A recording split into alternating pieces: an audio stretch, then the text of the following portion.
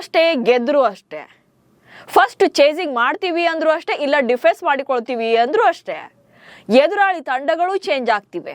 ಆದ್ರೆ Kolkata night Riders ತಂಡದ ನಸೀಬು ಮಾತ್ರ ಬದಲಾಗ್ತಿಲ್ಲ. ಸೋಲಿನ ಟ್ರ್ಯಾಕ್ ಬಿಟ್ಟು ಬರ್ತಾ ಇಲ್ಲ. ಈವರೆಗೆ ಒಂದೇ ಒಂದು ಪಂದ್ಯವನ್ನ ಗೆಲ್ಲೋಕಾಗದೆ ಕೊನೆಯ ಸ್ಥಾನದಲ್ಲಿರುವಂತಹ ಕೋಲ್ಕತ್ತಾ ಈಗ ಪ್ಲೇ ಆಫ್ ರೇಸ್ ನಿಂದಲೇ ಹೊರಬೀಳುವಂತ ಹಂತದಲ್ಲಿದೆ. 2024ರ ಚಾಂಪಿಯನ್ KKRಗೆ ಏನಾಯ್ತು? ನಿನ್ನೆ ಮ್ಯಾಚ್ ಅಲ್ಲಿ ಗುಜರಾತ್ಗೆ ಸಿಕ್ಕ ಗುಡ್ ನ್ಯೂಸ್ ಏನು ಅನ್ನೋ ಬಗ್ಗೆ ಈ ವಿಡಿಯೋದಲ್ಲಿ ಹೇಳ್ತೀನಿ. ನಾನು ಶಾಂತ. ನೀವು ಸುದ್ದಿಯಾನದ ಸಬ್ಸ್ಕ್ರೈಬರ್ ಆಗೋದಿಕ್ಕೆ ಮರಿಬೇಡಿ. ಅಹಮದಾಬಾದ್ನ ನರೇಂದ್ರ ಮೋದಿ ಸ್ಟೇಡಿಯಂನಲ್ಲಿ ನಡೆದ ಗುಜರಾತ್ ವರ್ಸಸ್ KKR ನಡುವಿನ ಪಂದ್ಯದಲ್ಲಿ ಟಾಸ್ ಗೆದ್ದಂತ KKR ಫಸ್ಟ್ ನಾವು ಬ್ಯಾಟಿಂಗ್ನೇ ಮಾಡ್ಕೊಳ್ತೇವೆ, ಅನಂತರ ನಾವು ಬೌಲಿಂಗ್ ಮಾಡ್ತೇವೆ ಅಂತೇಳಿ ಕರೀತಾರೆ ಗುಜರಾತ್ ತಂಡವನ್ನ. ಬಟ್ ಬ್ಯಾಡ್ ಲಕ್, ಬ್ಯಾಟರ್ಗಳದ್ದು ಅದೇ pavilion parade. Cameron Green single ಆಗಿ ನಿಂತು ಇವತ್ತಾದ್ರೂ ಗೆಲ್ಲೋಣ ಅಂತ ಬಿಗ್ ಇನ್ನಿಂಗ್ಸ್ ಮೂಲಕ ಸಪೋರ್ಟ್ ಕೊಟ್ಟರು ಕೂಡ ಉಳಿದವ್ರು ಯಾರು ಕೂಡ ಇದಕ್ಕೆ ರೆಡಿ ಇರಲಿಲ್ಲ. ಹೀಗಾಗಿ 20 ಓವರ್ಗಳಲ್ಲಿ 180 ರನ್ಗಳನ್ನ ಕಲೆ ಹಾಕಿ ಆಲ್ಔಟ್ ಆಗ್ತಾರೆ. ಸೊ ಈ ಟಾರ್ಗೆಟ್ ಅನ್ನ ಬೆನ್ನತ್ತಿದ್ದ GT ಪವರ್ ಪ್ಲೇನಲ್ಲಿ 70+ ರನ್ಗಳನ್ನ ಕಲೆ ಹಾಕುತ್ತೆ. ಬಟ್ ಲಾಸ್ಟ್ ಓವರ್ನಲ್ಲಿ ಮತ್ತೆ ಡ್ರಾಮಾ ಇತ್ತು. ಕೊನೆಯ ಓವರ್ನಲ್ಲಿ ಗೆಲುವಿಗೆ 5 ರನ್ಗಳು ಬೇಕಿದ್ದಾಗ ಗ್ಲೆನ್ ಫಿಲಿಪ್ಸ್ 16 ಎಸೆತಗಳಲ್ಲಿ 19 ರನ್ಗಳನ್ನ ಕಲೆ ಹಾಕಿ ಔಟ್ ಆಗ್ತಾರೆ. ಸೊ ಈ ಟೈಮಲ್ಲಿ ಸಣ್ಣ ಹೋಪ್ಸ್ ಬಂದರೂ ಕೂಡ ಶಾರುಖ್ ಖಾನ್ ಮತ್ತು ಟೆವಾಟಿಯಾ ಪಂದ್ಯವನ್ನ ಫಿನಿಶ್ ಮಾಡ್ತಾರೆ. ಇನ್ನು 2 ಬಾಲ್ ಇರುವಂತೆ ಗುಜರಾತ್ ತಂಡ ವಿನ್ ಆಯಿತು. ಅಷ್ಟಕ್ಕೂ ನಿನ್ನೆ ಮ್ಯಾಚ್ ಅಲ್ಲಿ ಗೇಮ್ ಟರ್ನಿಂಗ್ ಮೂಮೆಂಟ್ಸ್ ಏನಿಲ್ಲ ಅನ್ನೋದನ್ನ ನೋಡ್ತಾ ಹೋಗೋಣ.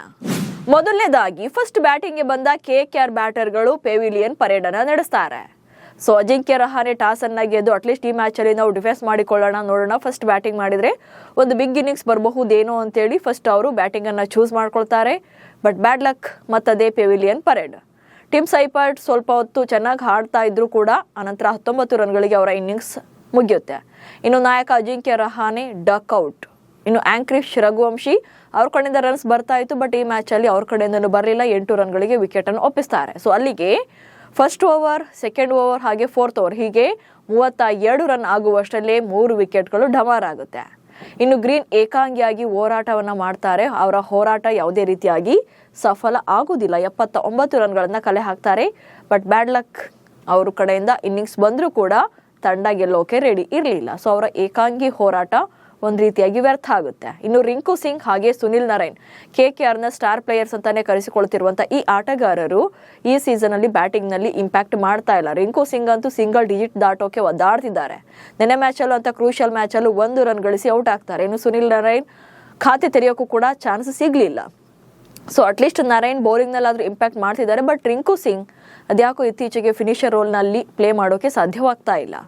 ಸೊ ಹೀಗಾಗಿ ರಿಂಕು ಹಾಗೆ ಸುನಿಲ್ ನಾರಾಯಣ್ ಕೂಡ ತಂಡಕ್ಕೆ ಭಾರವಾಗಿದ್ದಾರೆ. ಸೊ ಸ್ಟಾರ್ ಪ್ಲೇಯರ್ಗಳೇ KKRಗೆ ಕೈ ಕೊಟ್ಟಿದ್ದಾರೆ. ಅಂಡ್ ಗುಜರಾತ್ ಪರ ಶುಭ ಸುದ್ದಿ ಇದೆ. ಅದೇನಂದ್ರೆ ಶುಭ್ಮನ್ ಗಿಲ್ 86 ರನ್ಗಳನ್ನ ಕಲೆ ಹಾಕಿ ಈಗ ಈ ಟೂರ್ನಿಯಲ್ಲಿ ಸದ್ಯಕ್ಕೆ ಆರೆಂಜ್ ಕ್ಯಾಪ್ ಹೋಲ್ಡರ್ ಆಗಿದ್ದಾರೆ. ಟೋಟಲ್ ಆಗಿ 251 ರನ್ಗಳನ್ನ ಕಲೆ ಹಾಕಿದ್ದಾರೆ 4 ಇನ್ನಿಂಗ್ಸ್ಗಳಲ್ಲಿ. ಹೀಗೆ ಬೇರೆ ಬೇರೆ ತಂಡಗಳು ಸೋಲು ಗೆಲುವು ಅಂತ ಅಪ್ಸ್ ಅಂಡ್ ಡೌನ್ಸ್ ಅನ್ನ ಕಾಣ್ತಾ ಇದ್ರೆ KKR ಮಾತ್ರ ಸೋಲಿನಲ್ಲೇ ಬಿದ್ದು ಒದಾಡ್ತಿದೆ. ಲೀಗ್ ಸ್ಟೇಜ್ ನಲ್ಲಿ ಟೋಟಲ್ ಆಗಿ 14 ಪಂದ್ಯಗಳ ಪೈಕಿ ಈಗ ಆಲ್ರೆಡಿ 6 ಪಂದ್ಯಗಳು ಮುಗಿದಿವೆ. ಇದರಲ್ಲಿ KKR ಮಳೆ ಕಾರಣದಿಂದಾಗಿ ಪಂದ್ಯ ರದ್ದಾಗಿ 1 ಅಂಕ ಸಿಕ್ಕಿದ್ದು ಬಿಟ್ರೆ ಉಳಿದ 5 ಪಂದ್ಯಗಳನ್ನ ಸೋತಿದೆ. ಸೊ ಉಳಿದಿರೋದು ಇನ್ನು 8 ಪಂದ್ಯಗಳು. 8ಕ್ಕೆ 8 ಪಂದ್ಯಗಳನ್ನ ಗೆದ್ರೆ ಮಾತ್ರವೇ ಪ್ಲೇ ಆಫ್ ರೇಸ್ ನಲ್ಲಿ ಜೀವಂತ ಇರ್ತಾರೆ.